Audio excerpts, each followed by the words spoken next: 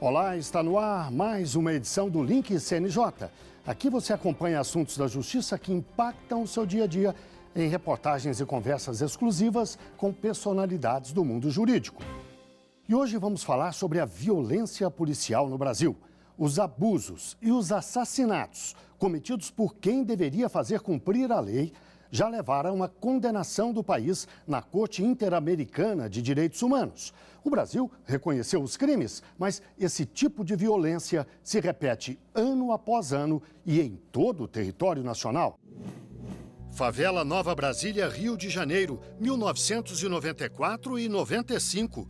Duas chacinas no mesmo local chocaram o Brasil e o mundo. As duas foram resultado de operações policiais violentas que deixaram 26 mortos. E ainda, 3 mulheres foram vítimas de estupro. São práticas que não são admitidas quando é o Estado. O Estado armado, ele tem o dever de promover a segurança pública. Mas ele tem o dever de acatar a legalidade de seus atos. Ele não pode agir em excesso. Ele não pode agir de forma a violar direitos e a que vítimas sejam aquelas que venham a ser lesionadas e também, muitas vezes, executadas. As duas chacinas levaram à condenação do Brasil na Corte Interamericana de Direitos Humanos. O país reconheceu os crimes, mas nunca cumpriu as garantias assumidas perante a Corte. E neste ano, a Polícia do Rio descumpriu decisão do Supremo Tribunal Federal e fez uma operação na favela do Jacarezinho em plena pandemia, sem justificar a urgência e a necessidade. Foi um recorde em número de pessoas assassinadas. O número de mortes chegou a 29 numa única operação. Essa repetição é gravíssima, não só pela ocorrência, mas pela dimensão da letalidade. 29 mortes. O episódio de extrema violência policial e ilegalidade não é um fenômeno isolado ou excepcional no Brasil. Dados do Fórum Brasileiro de Segurança Pública indicam que em 2020 o país atingiu o maior número de mortes por intervenções policiais, 6.416. Em média, foram 17 mortes por dia, crescimento de 190% desde 2013. Jonathan foi uma dessas vítimas em 2014, também no Rio de Janeiro. Tinha 19 anos, nenhum antecedente criminal. Saiu de casa para levar um bolo para a avó. Foi morto pela polícia com um tiro nas costas. A mãe se dedica a denunciar esses crimes. São 2 assassinatos, né? Quando eles assassinam o corpo, a carne, e assassinam também, de todas as formas, a dignidade, né? A memória dessa vítima. Quando eles vêm com discurso, sempre tentando justificar tamanha covardia, tamanha injustiça, quando eles vêm tentando justificar que fizeram aquilo porque as vítimas eram traficantes, eram bandidos, quando, na verdade, na maioria dos casos, não eram.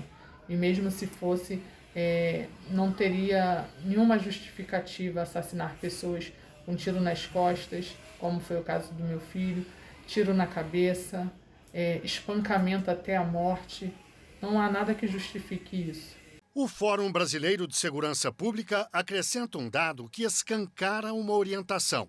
Em 2020, 78% das pessoas mortas pela polícia eram negras. Não tem como a gente falar desses assassinatos sem vincular o racismo, né? O racismo existente, esse racismo que o Brasil insiste em negar, mas é sim um país racista, um país que assassina seu povo preto, que encarcera seu povo preto. Há 6 anos, esse tipo de crime motivou a instituição das audiências de custódia, ou seja, a apresentação do preso a um juiz no ato da detenção. Uma forma, por exemplo, de detectar possíveis casos de tortura. Os crimes também levaram o CNJ a criar o Observatório dos Direitos Humanos, com representantes da sociedade civil. O observatório fiscaliza o cumprimento das garantias que o Brasil prometeu à Corte Interamericana de Direitos Humanos.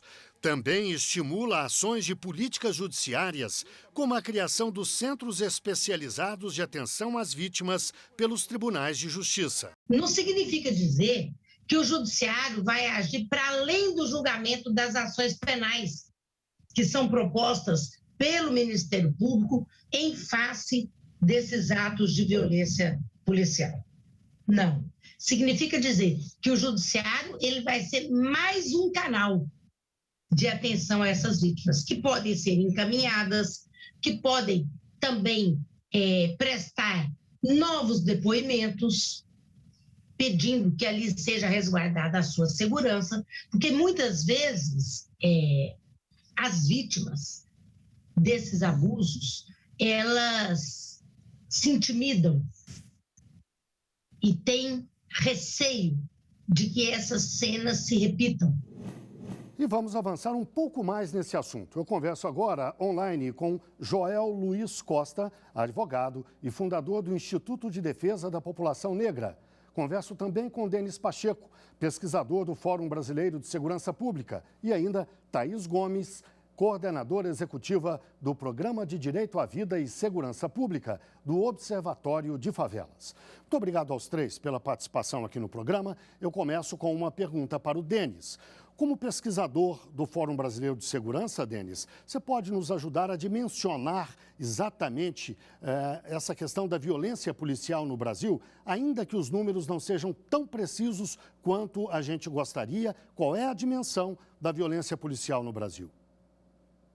Bom, nós temos um aumento muito significativo, né, dos números de mortes decorrentes de intervenção policial no Brasil entre os anos de 2013 e 2020, que é até onde nossa série histórica alcança, né? A gente tem quase uma triplicação assim desses números. Eles começaram em 2.200 e alguma coisa e estão agora em 6.400 e alguma coisa, né? Mas mais que isso, a gente tem um aumento significativo da participação de policiais, né, de mortes causadas por policiais dentro do total de mortes violentas intencionais, que indica um aumento do uso excessivo da força nesse período por parte das polícias. E, Joel, a violência policial no Brasil é histórica, atravessa séculos, todo o século passado, invade o século XXI, não é novidade para ninguém, mas, segundo os números apresentados pelo Denis, ela tem piorado. Qual é a explicação para isso? Acho que o Brasil vive um momento político muito delicado, com uma redução do Estado na sua faceta assistencialista, que é uma necessidade, uma obrigação do Estado. E quando falta assistência, o Estado se vira na sua faceta mais perversa, que é o punitivismo. Então, quando a gente fala de um Estado punitivista, é um Estado que encarcera muitas pessoas, e aí a gente tem a terceira maior população prisional do mundo nesse momento, mas um Estado que violenta muitas pessoas.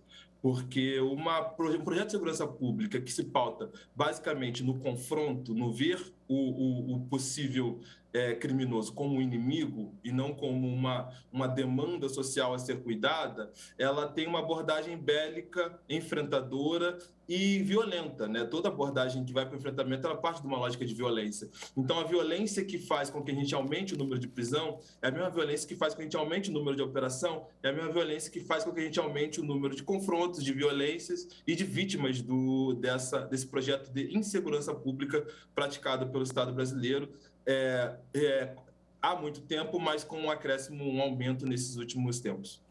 Thaís, você trabalha com o Observatório de Favelas e pode nos dar, talvez, aquela dimensão humana que esse assunto exige.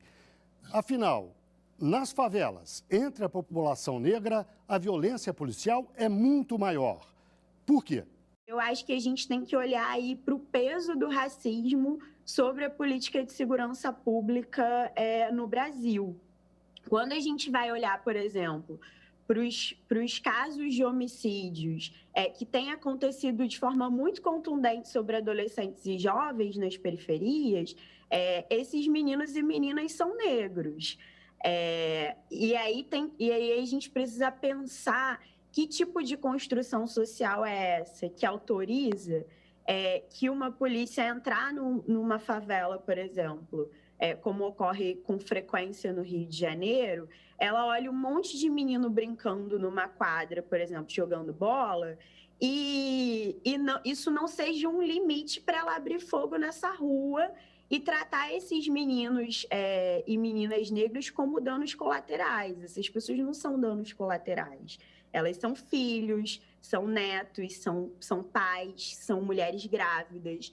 Então, acho que a dimensão humana nesse processo é que a polícia tem vitimado pessoas que estão vivendo ali a sua vida cotidiana no contexto mais banal, assim, indo à escola, indo comprar pão, indo visitar um familiar. Então, eu acho que essa é a dimensão da violência policial sobre a população negra, sobretudo em favelas e periferias. Denis, no princípio do programa, eu disse que a violência policial é praticada em todo o país, mas em que medida? As estatísticas apontam estados mais problemáticos? Outra, a polícia militar é mais violenta que a polícia civil ou não faz diferença na sua avaliação? Existem estados onde a gente tem tanto taxas quanto proporções de uso da força em relação ao total de mortes violentas intencionais no Brasil, que são menores do que a média nacional, né, que são bastante reduzidos, são esses estados como o Distrito Federal, Pernambuco, Paraíba, e estados em que a gente tem uso excessivo e muito desproporcional mesmo da força policial, são estados como Amapá, Goiás, Rio de Janeiro, São Paulo, Bahia, Pará, né, estados onde, enfim, no Amapá, que é o pior estado no momento em relação a isso, quase 32% das mortes, do total de mortes violentas intencionais foi causado pelas polícias, né? E aí pensando sempre numa dinâmica muito específica dessas mortes, que são mortes geralmente justificadas com flagrantes, enfim, mortes decorrentes de abordagens policiais mesmo, e abordagens que estão sempre visando, né, os mesmos sujeitos, sujeitos negros, jovens de 12 a 29 anos, em sua maioria, em territórios empobrecidos, né? E principalmente causadas por conta dessa dinâmica de serem mortes decorrentes de abordagens, majoritariamente pela polícia militar.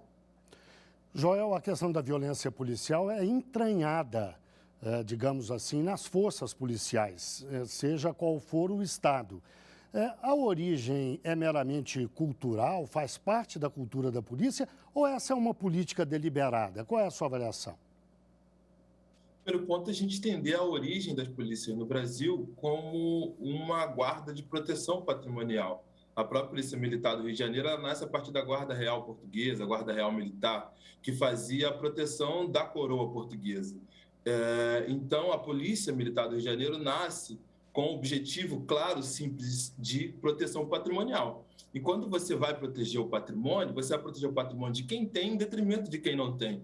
Logicamente, você vai ter uma atuação extremamente deliberada dessa polícia. E é um cenário que se perpetua, por mais que hoje vivemos numa república, ainda vivemos numa estrutura capitalista de que alguns são detentores de patrimônio e outros não. E os detentores de patrimônio querem ter almejam ter o seu patrimônio privado sendo protegido pelo Estado. E é basicamente o que o Estado faz a partir da atuação das suas forças policiais. Então, o que se coloca na violência policial é a deliberação do uso da força para proteger o patrimônio de alguns, em detrimento da maioria que não tem patrimônio algum. Thaís, mesmo quando surgem denúncias, chacinas com 10, 15, 20 mortos, espancamentos públicos filmados, há uma certa comoção, digamos assim, durante 1, 2, 3, 4 dias, uma semana, e depois o assunto cai no esquecimento. A sociedade brasileira é conivente com a violência policial? Se para os canais de comunicação essas mortes vão aparecer 2, 3, 4 dias, tem uma série de outras mobilizações que estão acontecendo para além do que é divulgado, do que é projetado a nível de sensibilização social, que são os movimentos de familiares e vítimas de violência em torno da reivindicação dessas mortes que têm acontecido de maneira cada vez mais frequente.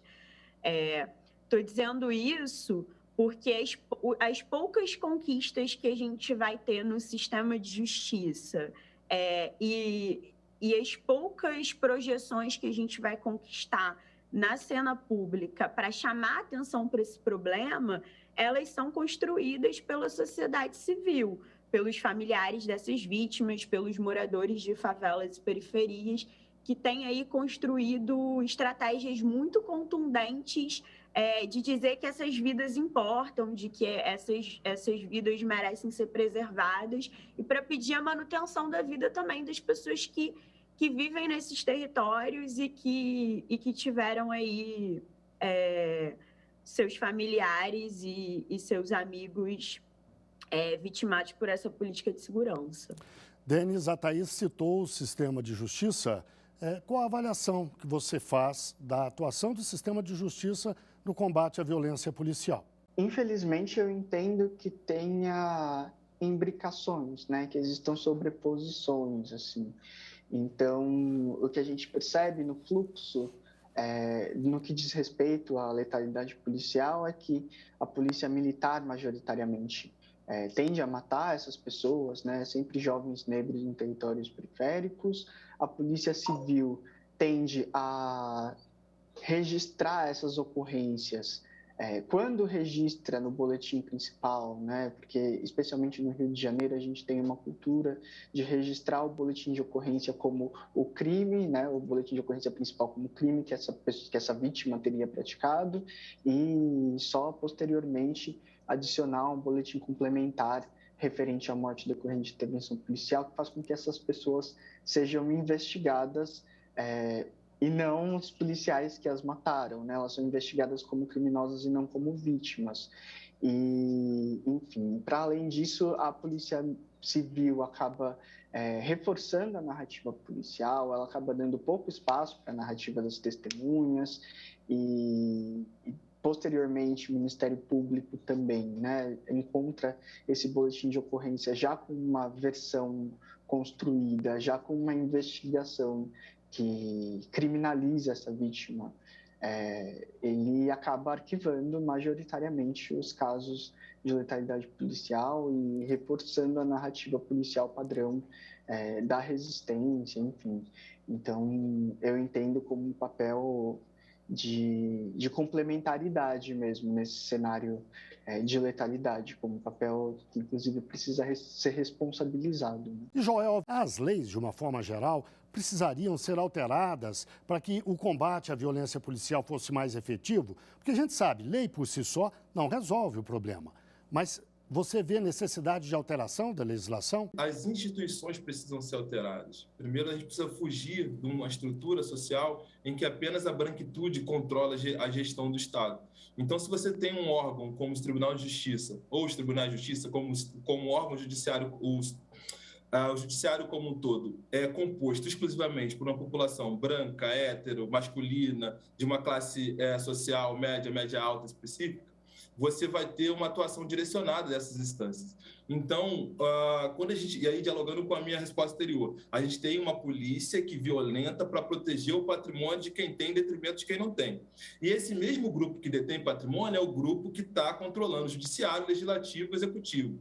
Então, o problema não é as leis, o texto normativo que rege o país nesse momento. O problema é a execução dessas leis a partir dos interesses de quem controla o Estado, né? Dessa fração populacional que ocupa o Estado. Então, não, eu acho que não precisamos de mais leis, a gente já é punitivista o suficiente, a nossa estrutura já tem punições suficientes. O problema não é punir mais, o problema é quem pune e quem diz o que deve ser punido. Então, a lógica, eu penso que ela é inversa. Precisa de uma mudança estrutural dos órgãos que executam essa estrutura de segurança, na verdade, insegurança pública. Porque quando segurança pública é apenas proteção patrimonial, ela vai ser utilizada dessa forma. Então, a violência policial ela não é coibida pelas instâncias do Estado, porque as instâncias do Estado se valem dessa violência policial para proteger quê? Seja o seu patrimônio, ou os seus privilégios,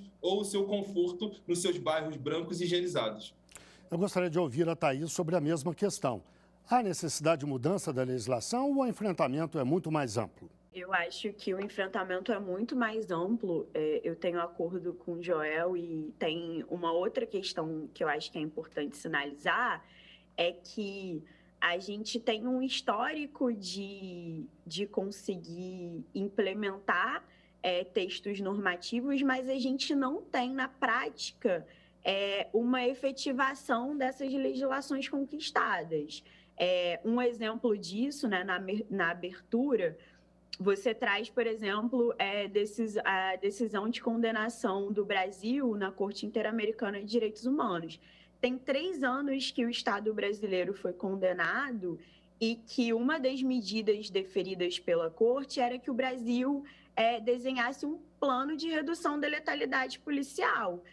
O Brasil não só não fez isso, como não implementa uma série de outras legislações que já foram garantidas. Então, eu acho que, na verdade, a gente tem que olhar para o que já existe e implementar o texto normativo que já existe. A gente tem, por exemplo, hoje, ações no âmbito do judiciário que estão pedindo que o Estado brasileiro não faça nada além de cumprir a sua Constituição. Garantir o direito à vida é um princípio da nossa Carta Constitucional. Preservar perímetro escolar é um princípio da nossa Carta de Constituição. Dizer que não tem que entrar na casa das pessoas sem mandato de segurança, de busca e apreensão, é uma garantia legal. E o Estado brasileiro não tem cumprido nem o que está na sua Carta Constitucional.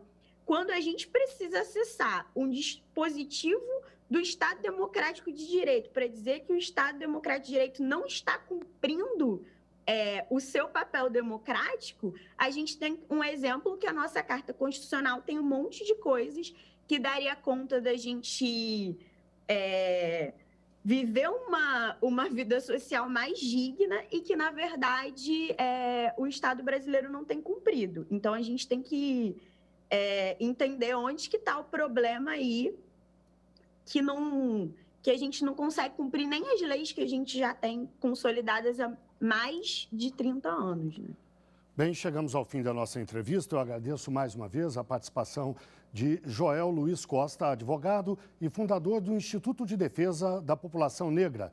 Agradeço também a Denis Pacheco, pesquisador do Fórum Brasileiro de Segurança Pública, e ainda a Thaís Gomes, coordenadora executiva do Programa de Direito à Vida e Segurança Pública do Observatório de Favelas. Agora o Link CNJ dá notícias da Justiça com um giro pelos estados e pelos tribunais do país. Unidades da Justiça de todo o país participam da 16ª Semana Nacional da Conciliação. A semana integra o calendário do Judiciário desde 2006. É um esforço concentrado em busca de soluções consensuais para disputas judiciais, um caminho que, além de mais rápido, pode também ser vantajoso para todas as partes. A imunização completa de pessoas presas em todo o país subiu 31,4% na última quinzena. 43,4% da população prisional está com o esquema vacinal completo e 66,7% receberam a primeira dose. As informações são prestadas por autoridades locais ao CNJ.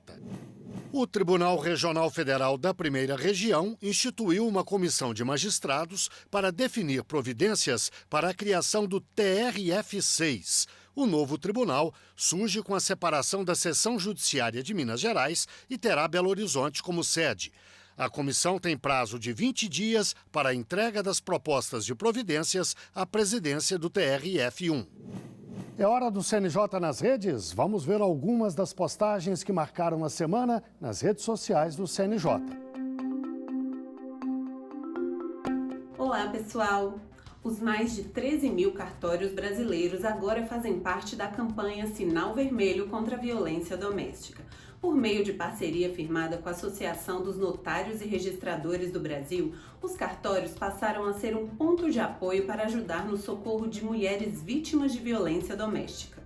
Por meio de um X desenhado na palma da mão, as vítimas poderão, de maneira silenciosa e segura, sinalizar ao atendente do cartório a sua situação de vulnerabilidade e este poderá acionar a polícia. Saiba mais sobre essa nova parceria nas redes do CNJ e da campanha Sinal Vermelho. E é sempre importante lembrar, internet não é lugar de impunidade. Com a popularização do acesso à internet, a falsa sensação de anonimato estimulou muitas pessoas a publicarem conteúdos ofensivos. O Marco Civil da Internet foi criado para garantir direitos, deveres e também punir situações como essas. Caso você seja vítima de ameaça, injúria, calúnia, difamação ou racismo nas redes sociais, reúna o material e procure uma delegacia de polícia mais próxima ou aquelas especializadas em crimes digitais. Esse tema é sempre muito importante e foi um dos nossos principais destaques na última semana. Acesse as redes do CNJ para saber mais. E para finalizar, vamos falar sobre devedores de pensão alimentícia. Com o avanço da vacinação, o CNJ recomendou a retomada de prisão desses devedores, em especial daqueles que se recusam a se vacinar para adiar o pagamento. Em março de 2020, o CNJ havia recomendado aos magistrados que ponderassem a colocação em prisão domiciliar das pessoas presas por dívida alimentícia, para evitar os riscos da disseminação da Covid-19 no sistema prisional. No entanto, verificou-se que isso fez aumentar a inadimplência dos responsáveis. Veja mais sobre esse tema nas redes do CNJ. Por hoje é só e até mais. Vamos ao nosso quadro Uma História, aquele momento em que um juiz ou uma juíza conta um caso que marcou a carreira dele ou dela. Veja a história de hoje. Olá, sou Marco Adriano Fonseca, juiz, coordenador do Comitê de Diversidade do Tribunal de Justiça do Maranhão, e apresento, nesta ocasião, a experiência do julgamento de processos indenizatórios em face do Estado do Maranhão decorrentes da prática de violência contra detentos. Então, o caso que foi julgado na comarca de Pedreiras envolveu, no ano de 2015, envolveu uma abordagem policial em que, ao ser conduzido o detento, houve o emprego de força proporcional e, decorrente desse emprego de força, acabou que o detento veio a óbito.